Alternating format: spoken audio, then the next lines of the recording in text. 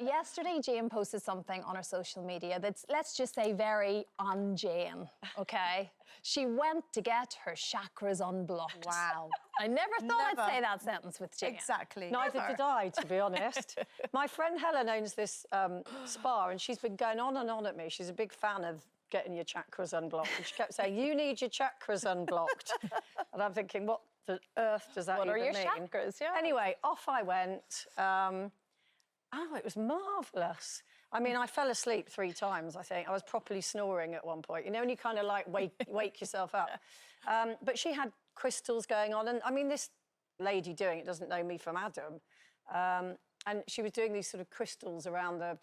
You can explain it better than me. Yeah, I will do. And she kept coming back to here, and she kept going, oh, you know, do you have throat problems? And I went, well, yeah, I lost my voice for nearly 2 years, and it was awful. And she said, that's where you hold all your stress, which I thought was quite interesting. Well, all the time I've ever known you, you have had a problem with your throat, haven't you? Always. And Sarah is going to explain exactly what it is. Well, I'm just going to do it because you're... Over to you. So basically, chakra is a disc or wheel, and it's a Sanskrit reference to spiritual energy within your body. And there are 5, and I'm just going to make sure I don't forget them. So you've got the root chakra, which is at the base of your spine, and also you've got the solar plexus chakra, the stomach area.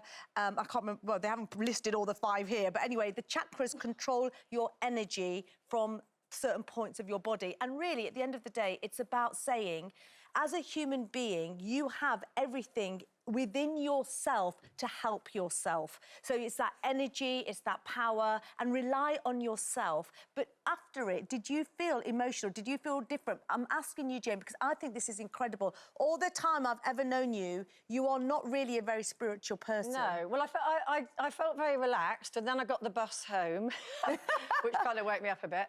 But interestingly, when I got home, I remember, I think I saw something on the news about, you know, some little girl that had been affected by the whole COVID outbreak, you know, not getting the treatment that she needed. It had been cancelled twice. And I just completely burst into tears. And I probably wouldn't have done that. So it certainly released something. I mean, it was a sad story, but, you know, I think as a journalist, you always, my entire life, I've reported on sad things. So in a way, you almost become immune to it. But it definitely released something. Yeah, because you do work really hard. Do you think it was just the human touch? Like the fact that if someone's saying to you, stay still, well, and I'm going to look after you. I'm never alone with my thoughts. I think that was another thing, is that, you know, when you're just suddenly forced to lie there, you haven't got your phone, you haven't got TV, you haven't got people talking to you, you haven't got work, and you just kind of go, oh, and I think I never do that, and so I need to do more of it. And it's something that is as important as everything else in your life. That's the problem, but we just don't make that 60 minutes available for it, and you felt the difference more or less straight away, though, Jane. I think that's really quite impressive. We did a poll actually today asking you, I mean, do you believe in alternative medicine?